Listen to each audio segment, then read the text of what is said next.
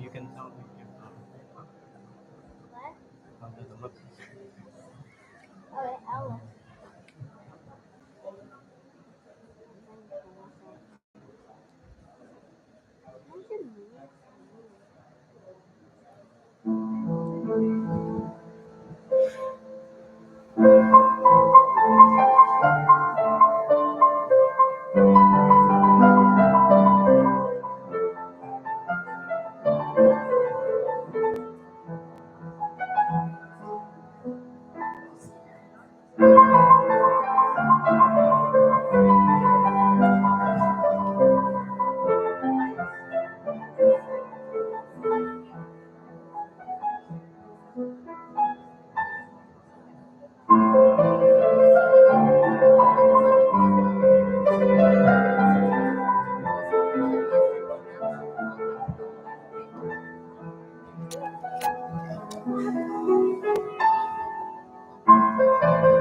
So when they're doing the processional and everything, this will be right in it. Or is there any way you can have this like a foot or a foot and a half in? Just so Oh, it's they're coming here. right. Okay, I can move, I guess. Well, no.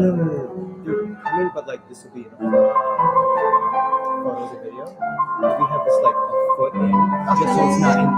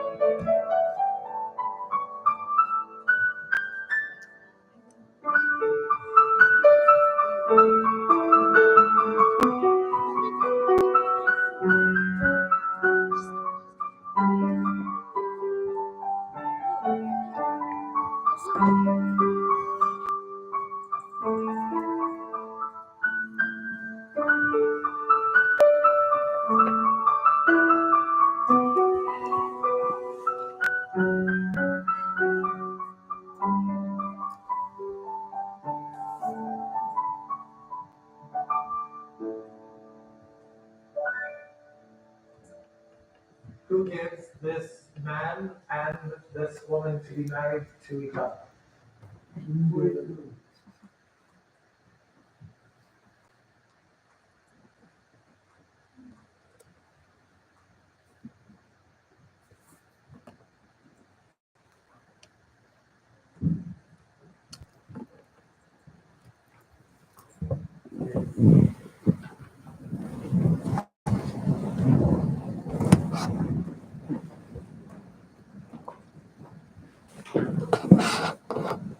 On behalf of Wesley and Antonia, I want to thank you, family and friends, for coming here this afternoon to share their joy on this day special occasion. And I'd like you to look out and see all the faces and the love behind those faces that have come to share this moment with you. Some people have traveled near, some people have traveled across the country and across the globe to be here. So Wesley and Tony have invited you to be here today because you're important to them. Your life is a part of the fabric of their lives. Your love and friendship has supported and strengthened their love and friendship. And your presence here today is a warm reminder that you believe in them and support their choice to be united in marriage. As a conclusion of this holy event, we'll join our friends in celebrating their new relationship and sending them on their way with our best wishes and fond regards. Let them find in us the social and spiritual support that they will surely need. Holy Father, we would not be here today without the assurance of your blessing on this occasion. We believe that you will Wesley and Tony into existence and have been a part of the process that has brought them together today. Now, this is their day, and this is their hour, and it is their desire and prayer that you be honored in it. Father, glorify yourself through the service. In the name of your Son, Jesus Christ. Amen.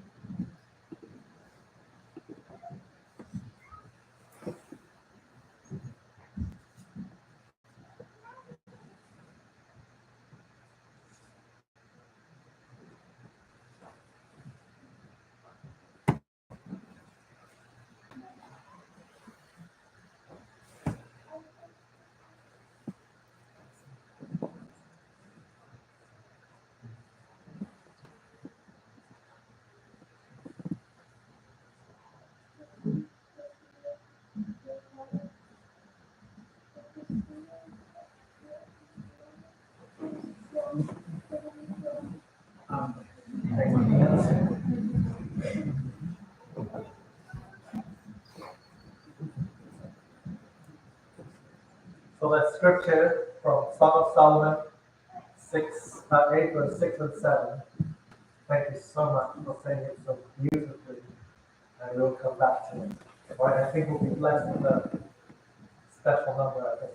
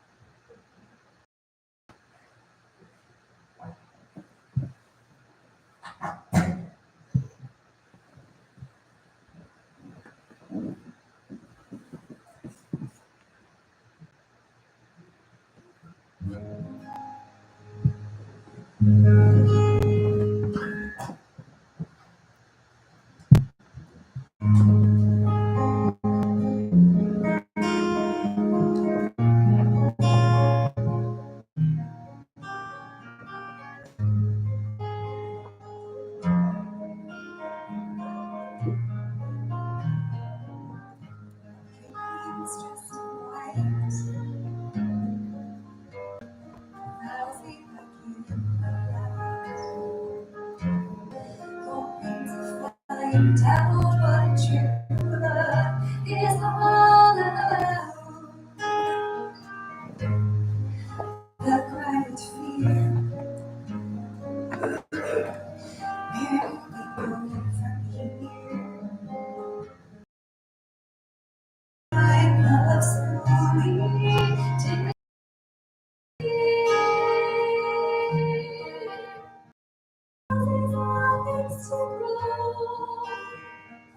through every season we will guard the light that is planted in our souls. And when we feel the cold winds blow, we'll hold to what we know. God causes all things to grow.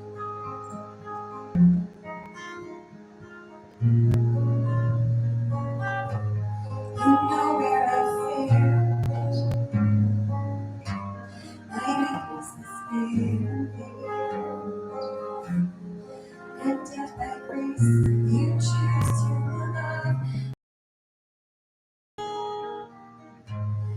so come my way. I promise you to stay. A witness to the lasting promise He has made. And your causes always to grow through every season we know. We will guard the light that is planted within our souls.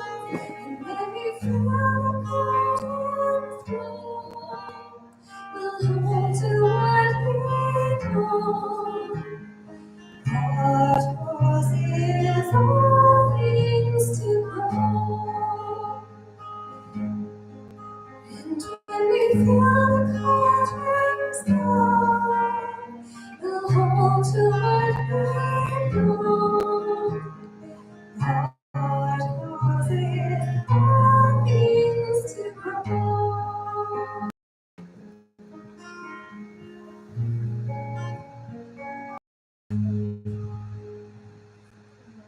Mhm.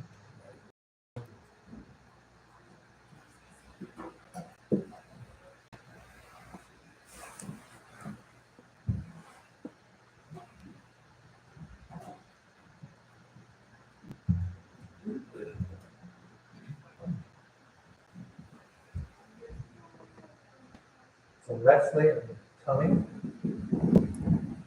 I would like you now to take a deep breath. You have to wait. And soak in the beauty, the miracle of this. I'd like to just scan the audience and look at the people that have come to celebrate with you. And I invite you just to breathe it in. And because this is a tremendous time experience. So today is divided into two parts. First, I'm going to share a little bit of their story, how they got together. And then the second part is part of my signature wedding. Is I have, from my own experience and over the years as a pastor, realized that nobody remembers anything the pastor says. And so my whole sermon is my wedding gift in this box. And I have a few little things here that you're going to take with you. I will also send my sermon notes, and there will be a quiz down the road to make sure that you remember all the points that I did. But we'll come to that. Okay, so Wesley and I go back quite a ways. I was a chaplain at Andrews University, 1998 to 2005, and I did a class on discipleship during that time, and Wesley joined that class. We were making introductions again, and of course, since then I've had a chance to meet the expanding Culture family, and it's been a privilege sister, parents, and then uncles, aunts, cousins. And as I have done some interviews looking at some of the background that brought you to this point, one of the things that struck me is how, even though your families come from east and west, and we'll talk a little bit more about that, how remarkably similar your families are. So I'm going to share some of those similarities. Both of your families have a deep faith commitment and priority for serving God, putting God first in the life. And we're going to talk more about that. Another thing that struck me is that both of your families have really close relationships between parents, between children and parents, and between siblings, which is a beautiful thing that I saw. Both of you are immigrant families.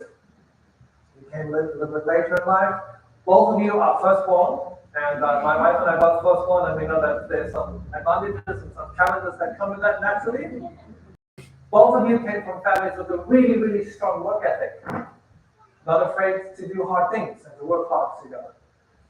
And Wesley, the couple of things that I thought were really particular interest, as I talked to your parents, they said, when you were a baby, you were quite sick. And they couldn't figure out, no one could figure out what was wrong with you. And a homeopathic doctor was actually the one that held the key. And as we were discussing, they said, how interesting it is that homeopathy was something that was born in Germany. And now the Lord has provided another German doctor to take care of another melody of the heart. That you, Tony, are that magical doctor. Another thing that I thought was really touching, your sister shared how you fought quite a bit when you were growing up. And I think it's good for every boy to have a sister because it gives you practice on how to fight well with girls, failing, That's a good thing. She did say that they've grown up and their relationship, they're very close, which is also a good sign. They've had practice with that.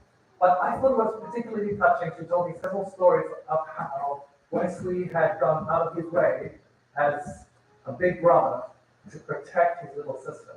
And that really meant a lot to her. She said, I got several stories, but I don't want to embarrass him. And leave some of those for a reception.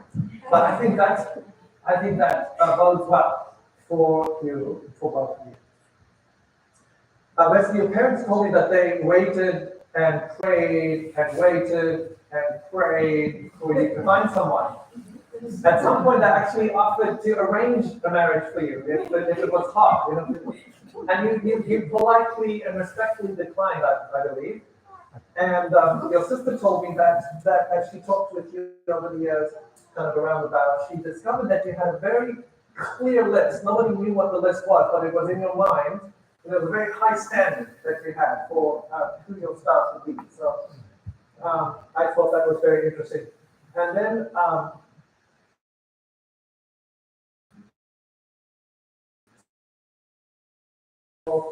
deeply committed to serving the Lord, have a history of and being involved in God's ministry, God's mission, with great foundation. And tell me, the thing that struck me as I talked to your family was how your parents had worked deliberately to prepare you to excel in life in a way that helped you and your sister flourish. And that was very clear from the first time I met, because of a young lady who had it quite well together.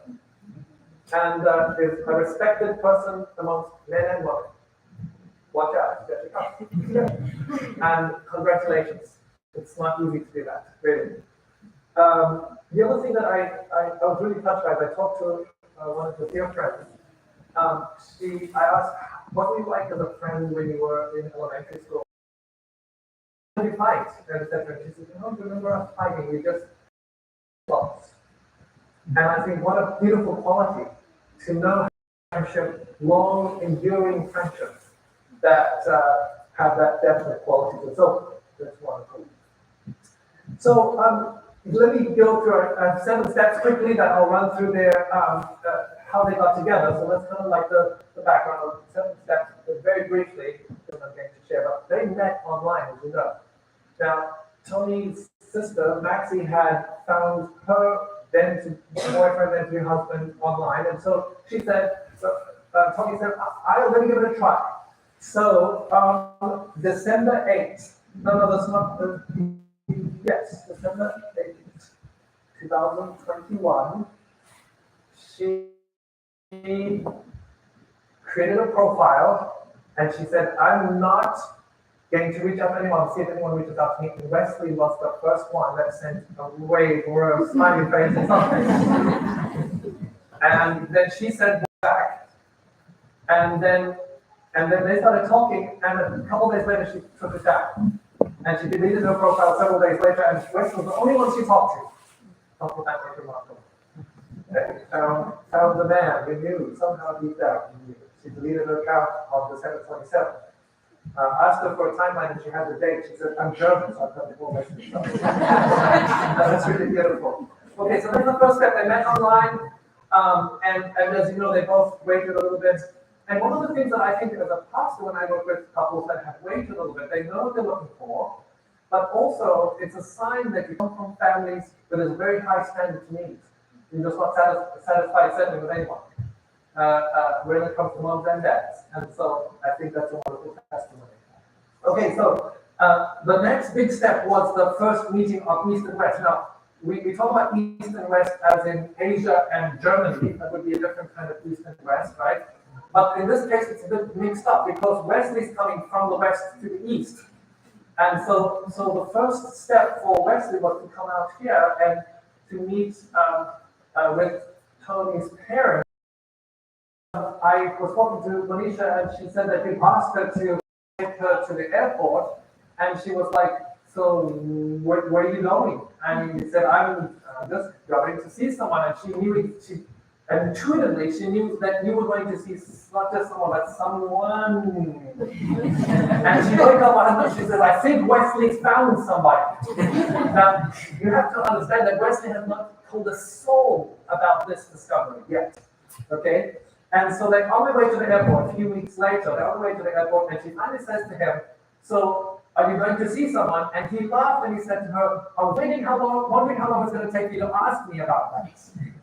So you can see how close Wesley held his cards to his chest.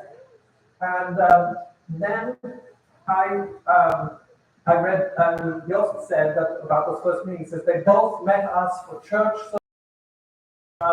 joined us for a bit, visiting with friends in the afternoon for us and some of our closest friends. This was the first opportunity to know Wesley, and I must say he passed with flying colors. Well done. Good first impressions. And then in April, Tony went out to Stockton to meet the family. So this was now, you can see there's a very quick progression here. And she went to go see the family. Now, the thing that I thought was pretty cute about this was when she went out, you have to understand Asian families. How many of you got some idea about Asian families? Like when you meet one, you meet 100. Okay? That's how it is in Asian families. And that's a beautiful thing. And so Manisha was telling me that when she came out in the morning, they had their cameras and they were snapping pictures and sending it to relatives. So the word is starting to get out. Because this young lady is, and I thought that was just such a beautiful cultural.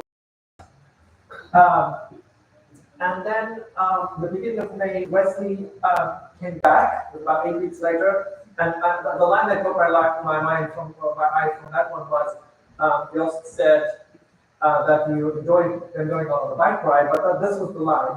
Wesley impressed his father to be with how he plays games. He said, like me, to win.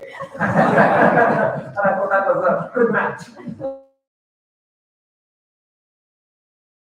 You're not going to be nice to a friend, you're going to win, whatever it takes. So, all right. And then, so that was the first meeting each other. Then, the third step was when it was decided that Tony was the one. Now, I'm going to tell you the story just a little bit, because this is a beautiful story. And it was actually the reason I met them, I think. You see, she met the family she went out to San Diego, and then she went to Stockton, where she met the extended family. Parents had alerted before the extended family was, so their sister said, if you meet her with me, it's okay, we can, but if you're going to take a trip to the rest of the family, you need to let mom and dad know ahead of time. So Wesley dutifully let them know, and they did their due diligence. They called grandma, And they said, what did you think? And Grandma said, she has a beautiful heart, and she's a warm person.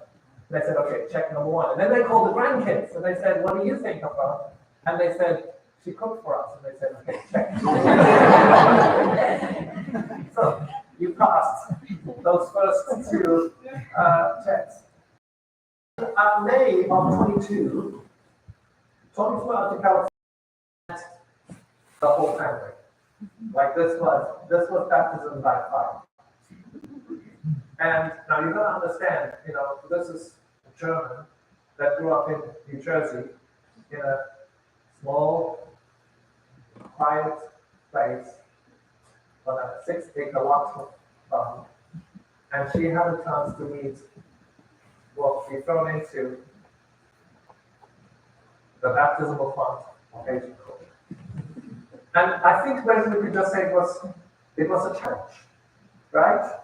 And Tony and Wesley were wrestling after this, and Tony struggled a little bit, with all of this visual and auditory stimulation that was happening. It's loud, and there's lots of connections, relationships, and you've got to the family tree is complicated. We're going to show you that in a second. How you follow who belongs to who and how it all fits together. But here's the thing that was important, and that was that after when Wesley and Manisha were debriefing, she asked us, is she okay? And Wesley said, she's going to be okay. She's going to be fine. And Manisha said to me, as a sister, I knew that he was giving himself a pep talk. Because he had decided that she won, and it was just a matter of figuring out how she was going to integrate into this Asian part of his family. And Tony, that's the most beautiful thing about that. Because it was at that moment that you were chosen. It was that moment that you were chosen. Now we met at Baguette de France, and Wesley had a question, like how do we work through this? And for me it was an absolute beautiful moment because ich habe mit Deutschen in South Africa gelebt. I lived with Germans in South Africa, right? And so part of my ancestry is German, and when I heard her speak, I just was like, it's the most beautiful thing. And I've done a lot of work in Asia, and so I was like, I can immediately see how this is working and why. And so we had a beautiful conversation, and really affirming both of them, and as I spoke to them, I was just really deeply impressed with the maturity and the commitment and the desire that I saw both of them to work out something that was beautiful that they would call to. They both love each other. And I think that was the beginning for you. So then there was momentum that developed. You made several trips backwards and forwards, and we don't have to go into all the details there. And then there was the engagement, which I think was really beautiful. Wesley is known not to make decisions decisively, which is kind of the opposite of the German way. With lots of like, make decisions simple, let's move on. And Wesley kind of deliberates and he thinks about things. Okay, so in the process of choosing the ring, he first, in a very Asian way, he kind of hinted, like if you were to have a ring someday by anybody, what kind of ring would you not want to have?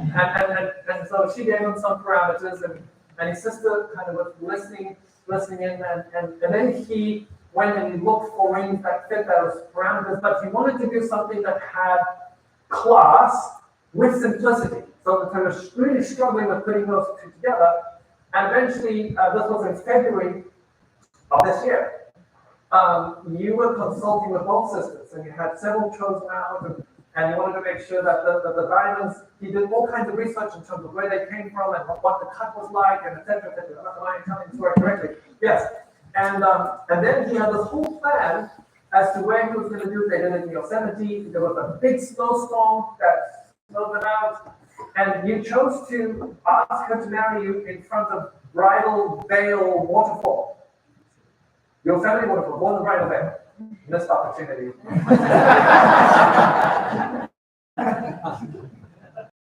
All right, we'll go with that. I prefer to write Bridal Veil. Anyway, and that was the moment. She was ready. You were ready to say yes. July 4 was a big date. That's when the parents met each other. And I just love the way that family has been included all the way through. I know that there was a meeting after that at your wedding, another major milestone. But, families come together, it's not individuals. And so, as you have honored your families and honored the process of getting to know each other, I really think it's beautiful. And Maxie said something so touching to me. She said, Wesley and Tony are and will continue to be the embodiment of the lyrics in Christ now meet both East and West. And I think that's so beautiful. I'm excited to see how the Lord is continuing to use the relationship to grow them and bless them around them as they go. And here's the hymn. I think it's beautiful. Listen to the lyrics. In Christ there is no east or west. In Him no north or south. And I thought, wow, you have both east and west and north and south now in your family, right? What a beautiful gift. But one great fellowship of love throughout the whole wide earth. And then the second verse of Christ shall true hearts everywhere that high communion find. His service is the golden cord, close binding to what a beautiful way to describe your relationship. And I'll talk just a little bit more about this. So today it's number 7. It's your wedding, and your wedding is exactly 648 days since you put up your profile, which is exactly 1 year, 9 months, and 9 days till today. Can you believe it? I think you were ready, right? You're ready today. Let's just see. Okay, so that's just a little bit on how they got together. Now I'll share a few ideas for you to remember. All right, so here we go. The first and most important one is to put God first in your relationship, and that's not a surprise to you. You're already committed to that. And I have a couple of symbols to represent that. The first one is a rock. And what I'm going to ask you, Jesus said that if you build your house on the rock, then the winds are going to blow, and the floods are going to come, and your house is going to stand. And in order for you to build a relationship that's going to stand, you need to choose to build your house on the rock. Okay, so the first thing I'm going to invite you to do is this is a rock that I stole from your parents' property. The rock is Jesus, which And is holding I wanted something that came from the place where you the come. house with the rock. And I would like to invite you both to write your first name on the rock as a symbol of your commitment to building your marriage on the rock Jesus Christ. Okay? So that's the first one. The second one, while you're doing that, I want to show the second symbol is a ship's wheel.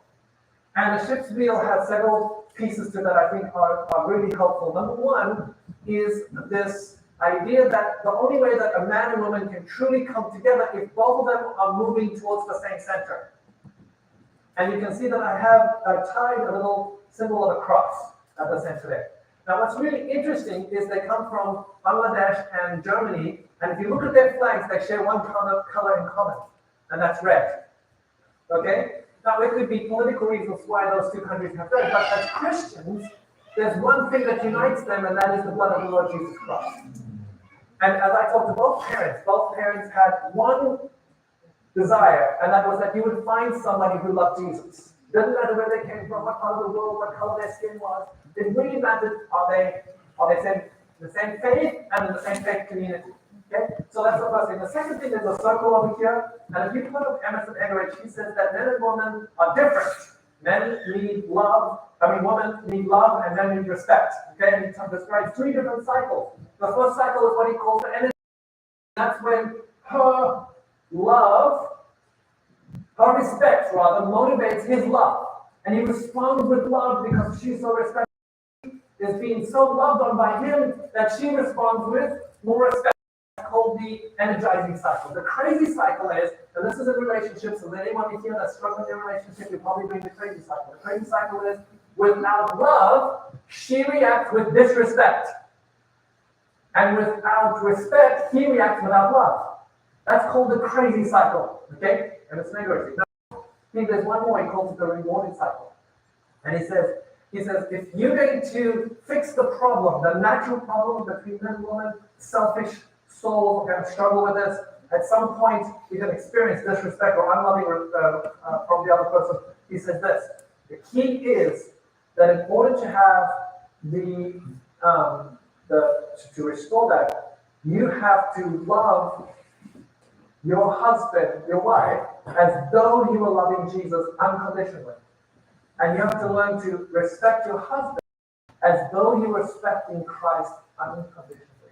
And as you love and respect each other with Christ at the center, your relationship becomes a place of healing and redemption. Okay, so that's the second symbol. So I would stay carrying the rock. All right, so that putting Christ is the most important. And then the second symbol that I have for you is to invest in growing your relationship. And I've got a few symbols for that. The first one, I have a watch here, Wesley, that I stole from you. And I want you to notice that I tied something to it. Do you see that? Do you notice the colors? It's the German colors, right? Yes. And I have one of those for you that I was not able to steal your watch because you weren't wearing it, but it has red and green on it, and I will put it on your watch. And I want to ask you to leave it on just for a few months. It's got 7 knots in it. Those are the strands of 7 knots. You know what those 7 knots represent? That you need to make a commitment to spending time together every day. Now, you're going to get into busy lives, and you're both going to be professionals, and we talked about this, didn't we? And Wesley's got hobbies that he loves to do, and he's been single for a long time. It's got his routine, right? And you've been single for a long time. So learning how to live life on a routine by making priority for each other, I'm sending that as a message. But every time you look at your time, I want you to make time for each other. Okay? So that's the first thing. The second thing that I would like to invite you to consider is the candle. And you can see this is a red candle, and it represents investing in the romantic side of candlelight. Jesus' blood. Making sure that you are continuing to support each other at least for the first year. And the second. And the third. And that's the way you keep the fire burning. Is if you make sure that you're not only spending time together, but you're spending time that's extraordinary time. This is not just a business relationship. This is a romantic relationship. Okay, so that's the candle. There's a little bit more there in my notes. And then there's a third one, and you can see here we have all the strings with the different colors. And this is an essential oil, and it's got refreshing on it. Okay? Now, once again, when we think about your romantic life, we think about your relationship together, that this is an opportunity for you to actually be a sweet savor to one another. To think intentionally, how can you bless the other person? This is the only space of all your relationships where you'll be able to live with the level of intentionality and intimacy to refresh another human being's soul. And so this is a reminder to live your heart to refresh somebody else. And it's a beautiful sentiment. And you can take that with you as well. Okay, so that's the second principle. The third principle that I would like to share with you is building community. Now, this was a bit of a mission. I had something in mind, and I found myself deeply challenged by this. But here's what I attempted. You see this remarkable creation? It's got all red colors, and what this represents is a banyan tree. Now, a banyan tree, I understand, is something that's quite famous in Nepal. I mean, in Bangladesh. That's correct? Yes. Now, what is remarkable about a banyan tree is all the different parts of the tree that grow up together. And as I did a little research about banyan trees, they actually endure for centuries. 2, 3, 4, 500 years that they can last. Okay, so the symbol for Bangladesh is the banyan tree, and you can see here, I got a heart on that banyan tree, and it represents the richness and the diversity of your families as you come together and you forge this new family, and learning all the connections and where the roots are, and how that works together is going to take some time to get comfortable with the complexity of that mix. Okay, I also created 2 acorns because what's the tree for Germany? It's the oak, right? That's right, and so we're putting these 2 together, and as you bring these from east to west, as you bring this together, and you build deep connections with your families on both sides of the globe, Jesus Christ can demonstrate something beautiful in the community that you can create. That will demonstrate that His love is what transcends what human beings use to divide each other. Okay? So your marriage can be a place with all these multiple connections where you celebrate your differences and you celebrate community. So that's the banyan tree symbol there. All right. The fourth principle that I would like to share with you today is something that we talked quite a bit about, and that is to learn to fight well. And I actually sent them home with assignments. I said, how many times did you fight this week?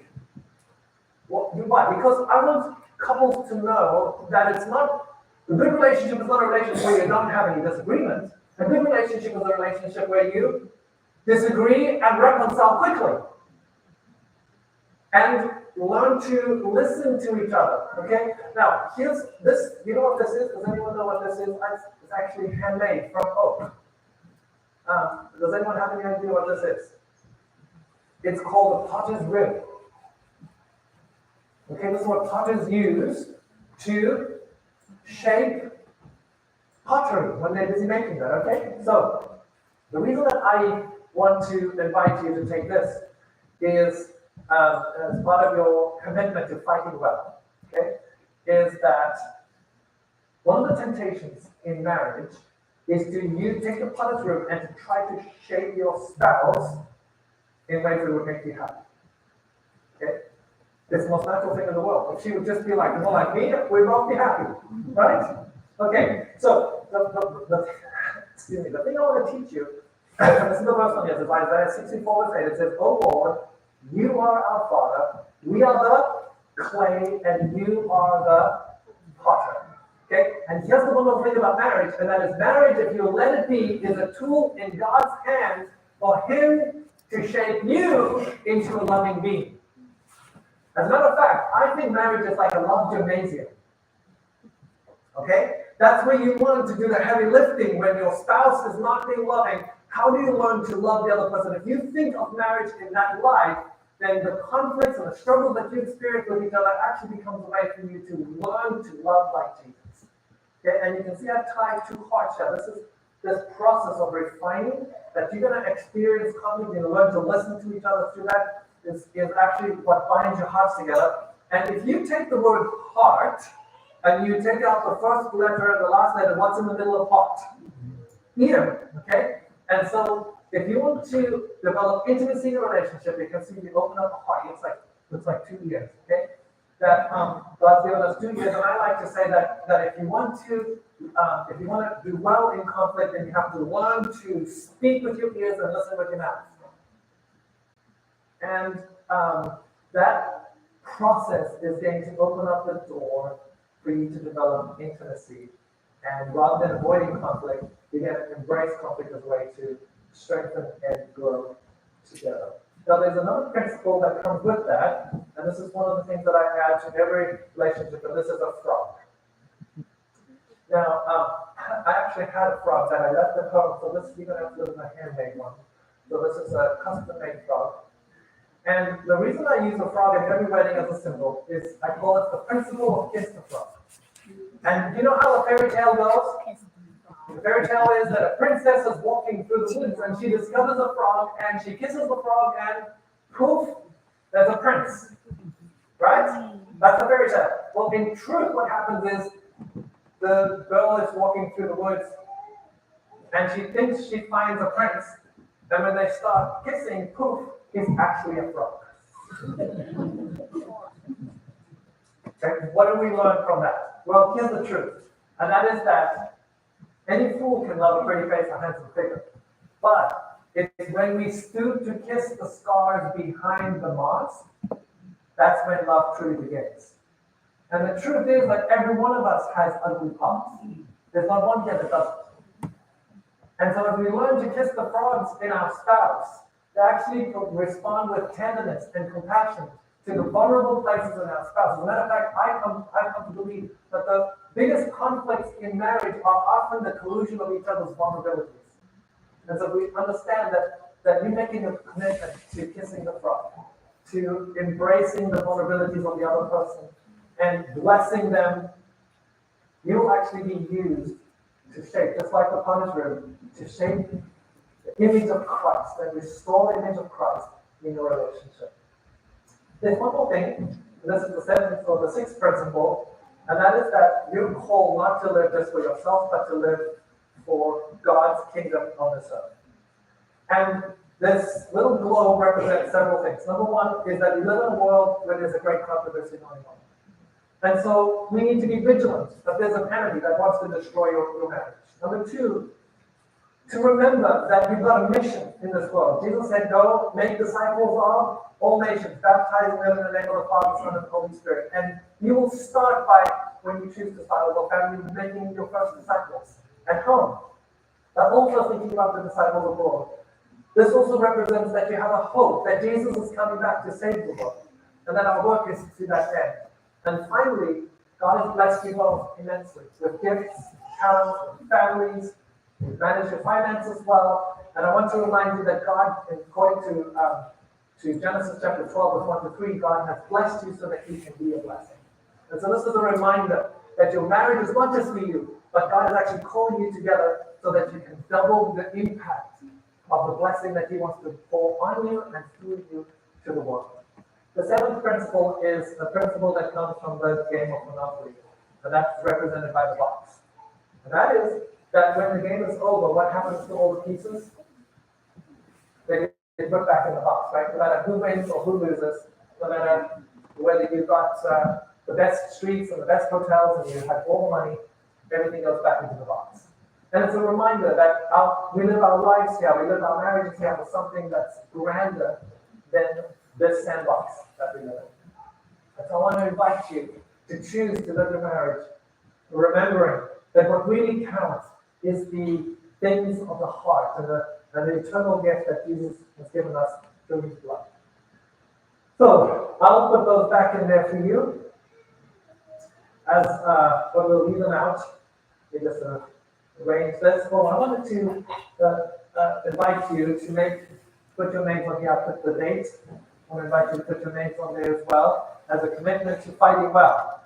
And I'm going to check on you to see how long you fight, because I believe in it that much. Now, in my notes, I've got all kinds of instructions that we don't have time to go over, that will be part of the gift I give you.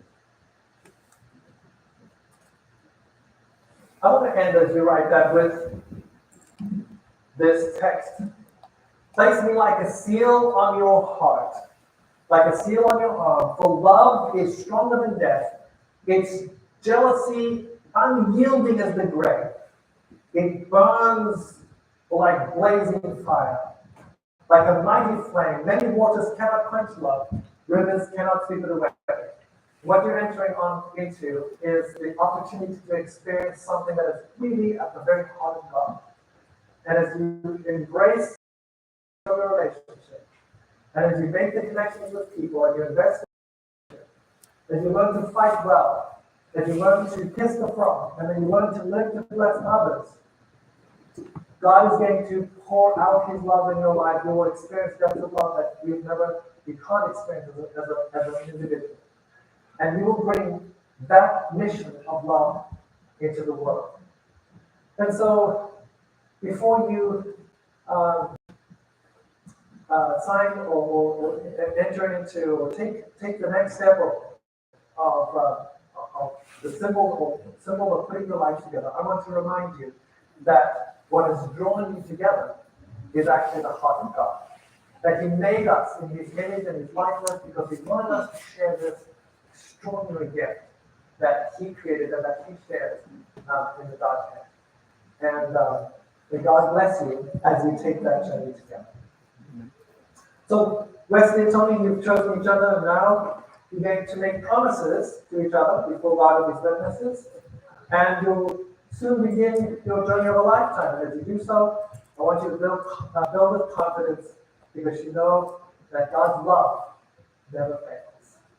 We're going to invite the parents to come up at this time, and you're going to join them in this beautiful symbol of the two lives, the unity candle with two lives become one. So if you would be willing to come up.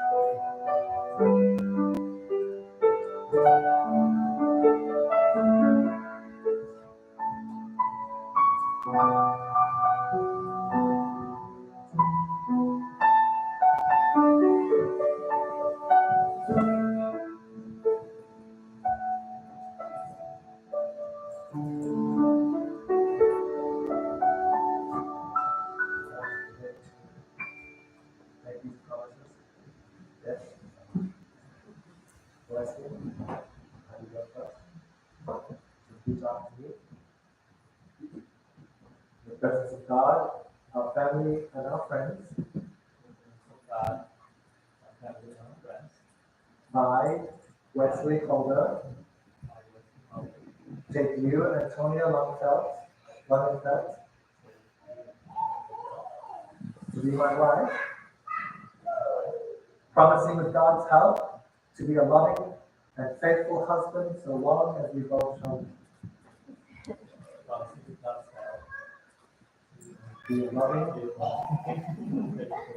Husband. go. Amen. Amen. In the presence of God, our family, and our friends, I, Antonia Langenfeld, take you, Wesley Calder, to be my husband, promising with God's help to be a loving and faithful wife, so long as we. Amen.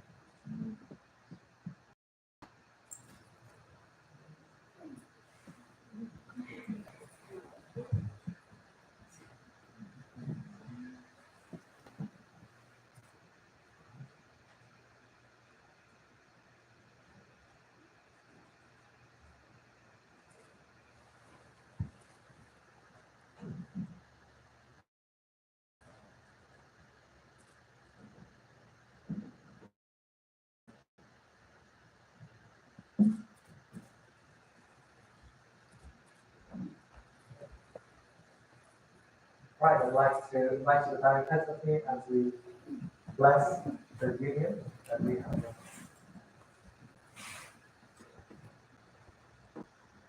Holy Father, as you have glorified yourself through this service, now glorify yourself through this marriage. Tony and Wesley invite you to be in your marriage, to be in them, and in you. That they be one just as you and your Son, Jesus, are one. So that your joy may be in them and their joy may be complete. Grant each of them the spirit of service that will enable them to seek and minister to the happiness of the other. Grant them a spirit of forgiveness that will not allow mistakes to become roadblocks in the relationship. Grant each of them an assertive spirit that will share in a thoughtful way what he or she is thinking and feeling. And a receptive spirit that will listen and respond.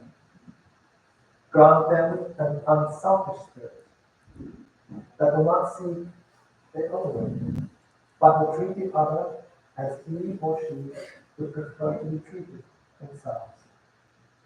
Grant them a spirit of strength that will grow through trials rather than be derailed by them. Grant them a spirit of weakness that they may recognize their need for each other. Grant them a spirit of fruitfulness that seeks to touch the lives of others with the love and acceptance they find in you. And grant them a tender spirit that will seek you always for the love, the security, and the empowerment that will make everything else possible. I pray this in the name of your Son, Jesus Christ. Amen. Tony and Wesley, today you have vowed your love and loyalty to one another in marriage. It is my privilege to pronounce you husband and wife. What God has joined together, let nothing put asunder. Wesley, now for the very first time, you may kiss your wife.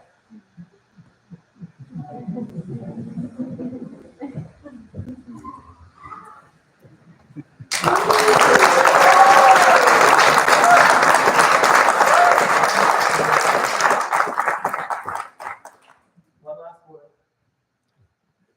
The vows which you have made today must be renewed tomorrow and each day, hand stretches out before you. The Lord bless you. And the Lord keep you.